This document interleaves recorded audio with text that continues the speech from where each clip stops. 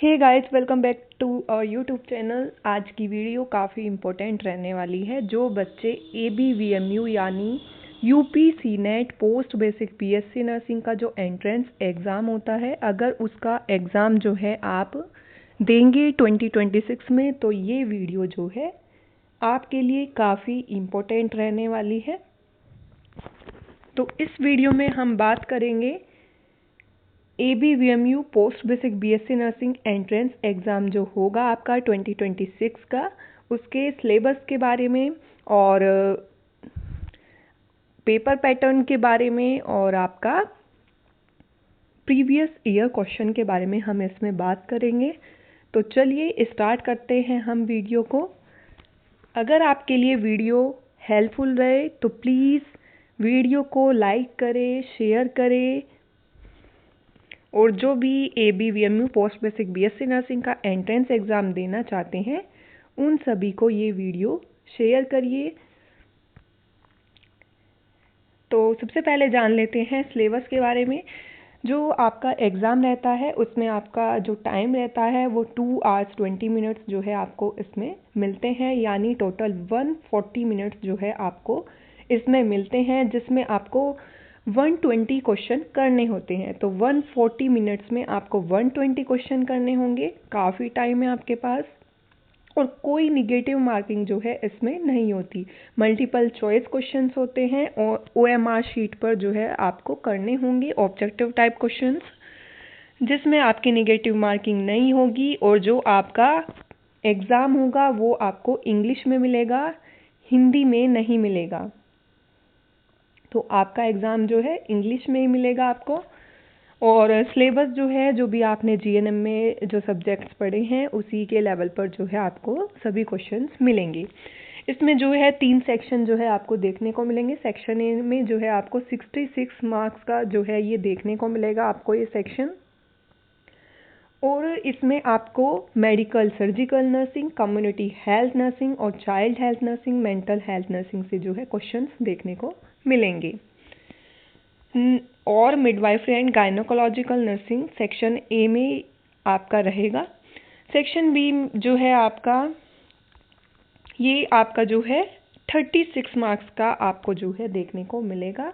और इसमें क्वेश्चंस आएंगे आपके एनाटॉमी, फिजियोलॉजी, माइक्रोबायोलॉजी से, और fundamental of nursing first aid से, और साइकोलॉजी एंड सोशियोलॉजी से जो है इसमें आपको क्वेश्चंस देखने को मिलेंगे। नेक्स्ट रहता है सेक्शन सी, जो कि आपको 18 मार्क्स का जो है देखने को मिलेगा। और इसमें क्वेश्चंस देखने को मिलेंगे आपको computer education, English, nursing education, introduction to research and statistics, professional trends and adjustments, और nursing administration and ward management. तो आपको पेपर पैटर्न और सिलेबस जो है आपको अच्छे से पता चल गया होगा। अब बात कर लेते हैं जो आपका 21 मई 2025 को जो एग्ज़ाम हुआ था UP senate post basic BSc nursing का जो एंट्रेंस एग्ज़ाम था, वो आपका 2025 में 21 मई को ये आपका एग्ज़ाम हुआ था। और अब की बार क्या है, इन्होंने क्या है पैटर्न चेंज कर दिया। इन्होंने क्या किया, पहले जो है 1 लाइनर क्वेश्चंस जो है आपको देखने को मिलते थे, लेकिन 2025 से क्या हुआ कि आपको जो है 4 से 5 लाइन के जो क्वेश्चंस है वो आपको एग्ज़ाम में देखने को मिले। और ये कुछ मेमोरी बेस्ड क्वेश्चंस है जो आपके 21 मई 2025 UP senate post basic BSc nursing entrance exam में आए थे। तो इससे क्या है, आपको पेपर पैटर्न और थोड़ा आपको पता चल जाएगा कि किस टाइप के क्वेश्चंस जो है आपके एग्ज़ाम में आते हैं। क्योंकि अभी बार से क्या हुआ है, आपके जो क्वेश्चन है 1 लाइनर से पैराग्राफ में, यानी 4 to 5 लाइन्स में क्वेश्चंस आपको देखने को मिले थे। तो अब की बार भी ऐसा ही हो सकता है। तो इसमें क्वेश्चंस आए थे आपके Trendelenburg position is used for, ऐसे क्वेश्चन आया था आपका। और सेकंड पर है आपका Fahrenheit to Celsius formula, Fahrenheit to Celsius formula, इससे जो है आपका काफ़ी बार क्वेश्चन पूछा जाता है। तो ये जो क्वेश्चंस है आप सभी अच्छे से पढ़ लेना, और जो ये क्वेश्चंस आए हैं ये किस टॉपिक से आए हैं उस टॉपिक को भी क्या है आप अच्छे से पढ़ लेना। तो फ़ारेनहाइट टू सेल्सियस फॉर्मूला से आपका क्वेश्चन आया था, मीडियन से क्वेश्चन आया था। नेक्स्ट जो फोर्थ है क्वेश्चन आया था आपका, which position is given in epistaxis, कि एपिस्टैक्सिस में जो है कौन सी पोजीशन देनी चाहिए। तो इससे भी क्वेश्चन आया था आपका, जिसमें ऑप्शंस है supine position with head tilted backward, B है sitting position with head tilted forward, C Trendelenburg position and D left lateral position.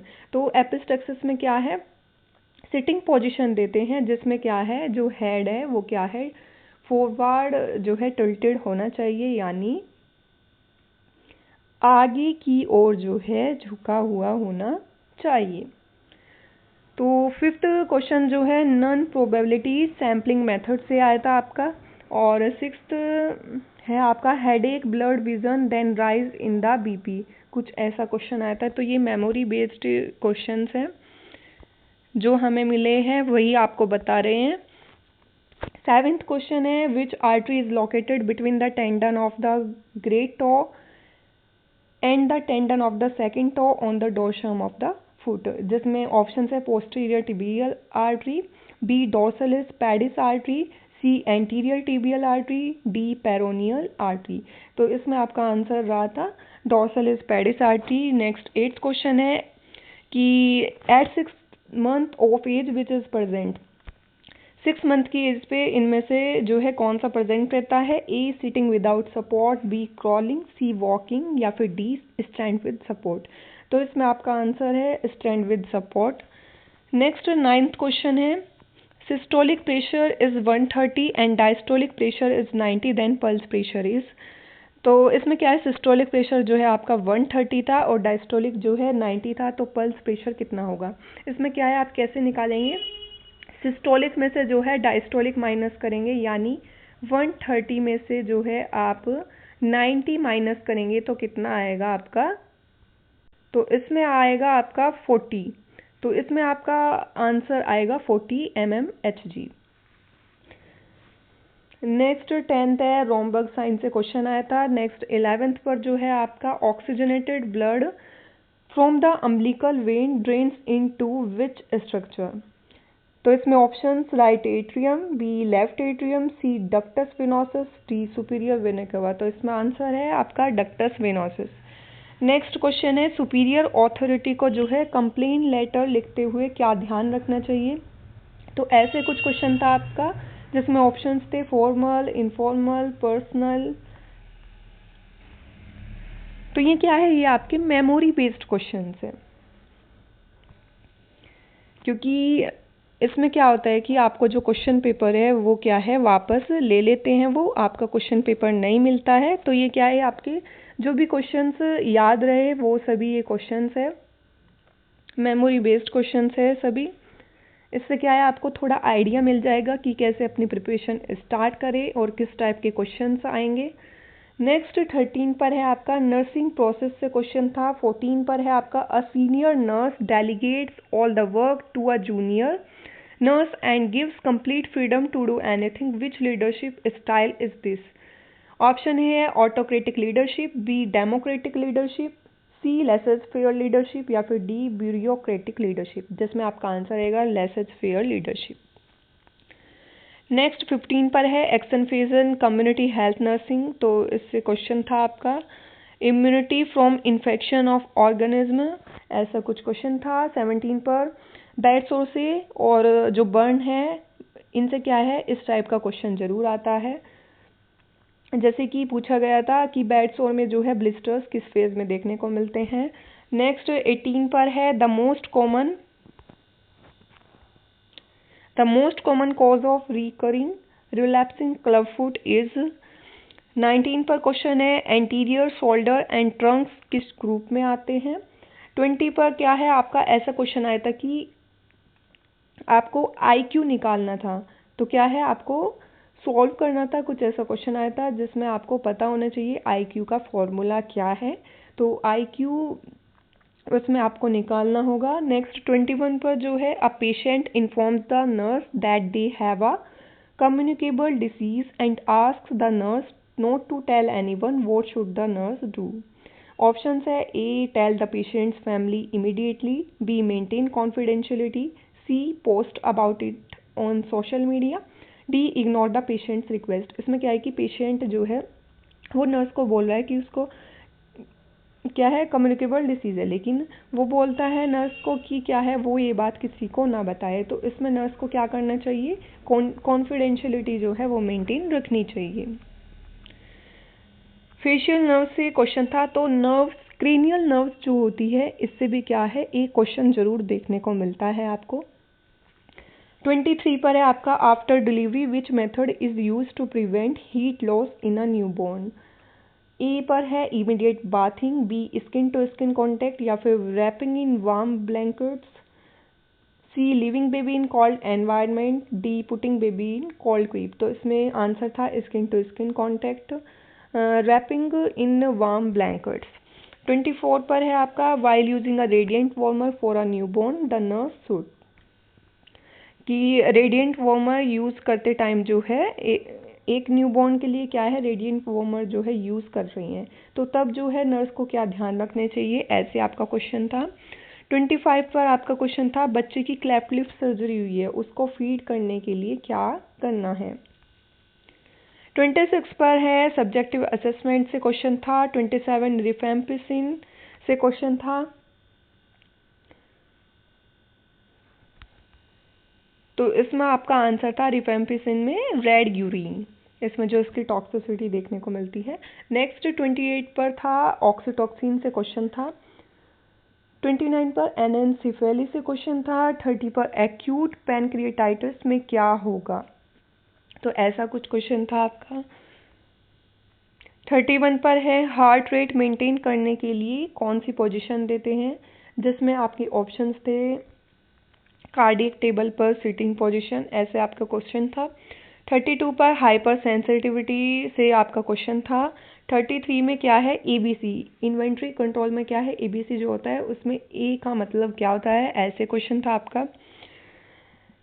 34 है आपका, प्री रेनल फेलियर के कॉजेज आपको दे रखे होंगे और उसमें आपको बताना होगा कि इनमें से कौन सा प्री रेनल फेलियर कॉजेज है। 35 पर है, which measures use to prevent aspiration. 36 पर था आपका, ओस्लर नोड से क्वेश्चन था। 37 schizophrenia neurotransmitter used. 38 super ego, तो इसमें क्या होता है कि ईगो, सुपर ईगो, इनमें से एक पर जो है आपको क्वेश्चन जरूर देखने को मिलता है। 39 पर था आपका, 30 year old man glucose level 90, एक 30 ईयर ओल्ड मैन है, उनका ग्लूकोज लेवल जो है 30 है, तो ये नॉर्मल है या फिर डायबिटीज मेलिटस, ऐसे कुछ क्वेश्चन था आपका। 31 पर है, a baby's neck is turn to one side and the arm and leg on that side extend while the opposite side flexes then returns to normal when head is in neutral, which reflex is this?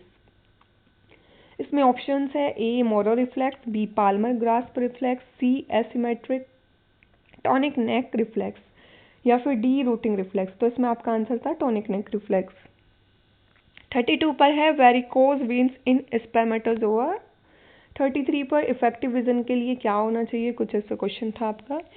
34 पर blindness की visual equity जो है वो आपको पूछी गई थी। 35 पर ओएस मीन्स, आई ड्रॉप्स में क्या है, ओएस का मतलब क्या होता है। 36 पर विटामिन ए की फर्स्ट डोज के बारे में आपसे पूछा गया। 37 फिनोटॉइन से क्वेश्चन था। 38 पर है आपका, पेशेंट को टॉनिक क्लोनिक सीजर आ रहे हैं तब क्या प्रायोरिटी रहेगी? तो ऐसे आपका क्वेश्चन था। 39 पर है आपका, पेशेंट ने अभी कुछ बताया लेकिन रिसेंटली क्या है वो भूल गया, तो ऐसे आपका क्वेश्चन था। 40 पर है आपका, वीपी शंट से क्वेश्चन था।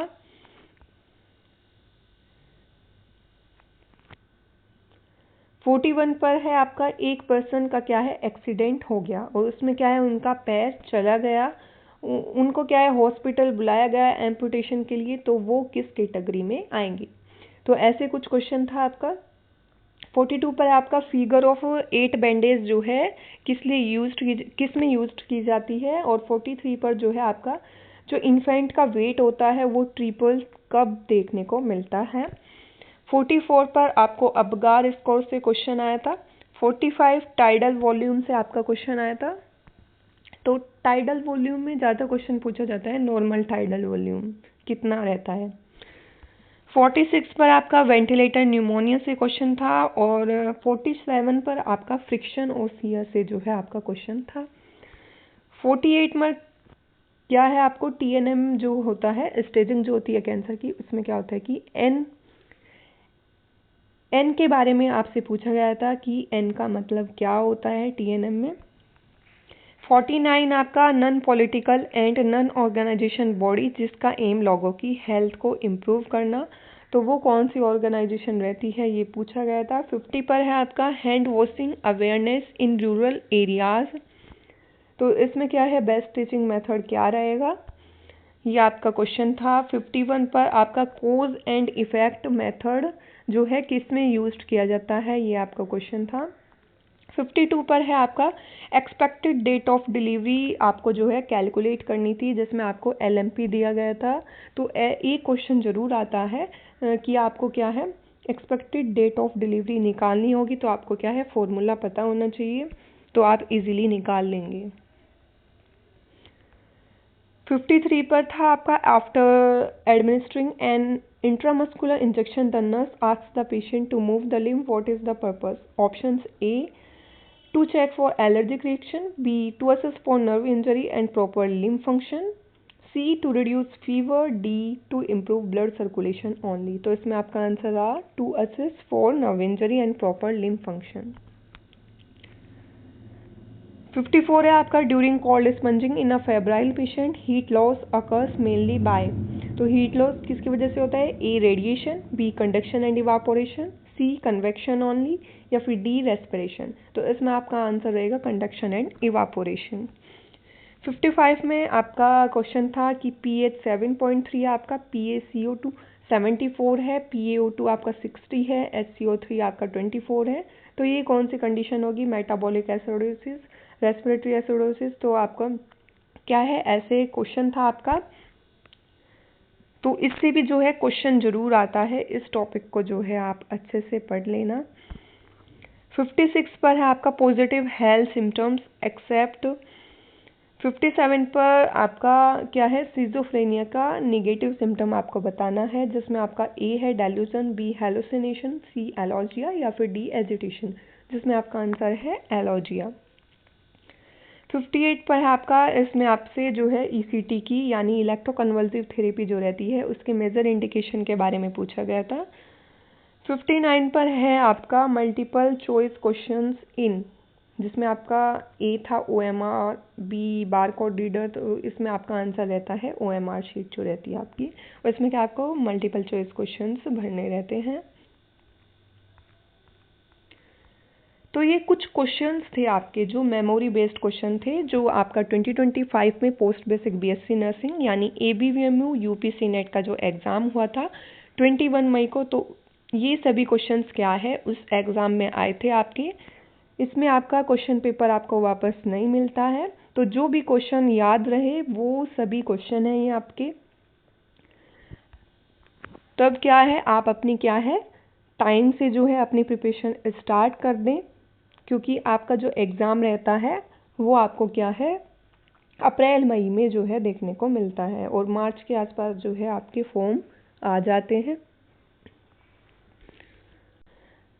तो आपके पास क्या है, अब 6 से 7 महीने आपके पास बचे हुए हैं प्रिपरेशन के लिए, ये आप मान के चलिए। तो अगर आप अभी से अपनी प्रिपरेशन स्टार्ट कर देते हैं तो ऑब्वियसली क्या है, आपको आपका गवर्नमेंट कॉलेज मिल जाएगा। और UPC नेट ABVMU में क्या है, आपका पोस्ट बेसिक BSc नर्सिंग के लिए सिर्फ एक ही गवर्नमेंट कॉलेज है आपका, जिसमें क्या है आपको अच्छे मार्क्स लाने होंगे। अगर आपको कॉलेज चाहिए गवर्नमेंट कॉलेज आपका, तो आपको अभी से प्रिपरेशन स्टार्ट कर देनी है। अगर आपको डेली क्लासेस चाहिए इम्पोर्टेंट क्वेश्चंस पर किसी भी स्टेट के लिए, चाहे आपका ABVMU हो PGIMS रोहतक हो, PGIMER चंडीगढ़ हो या आपका RUHS हो, एम्स हो। अगर आपको इम्पोर्टेंट क्वेश्चंस चाहिए डेली, आपको डेली वीडियो चाहिए इस पर, तो क्या है आप कमेंट में बता सकते हैं। आपके लिए क्या है, प्रिपरेशन स्टार्ट कर देंगे जल्दी। मिलते हैं नेक्स्ट वीडियो में। अगर आपके कमेंट आए प्रिपरेशन के लिए तो आपकी प्रिपरेशन स्टार्ट कर देंगे। Thank you for watching.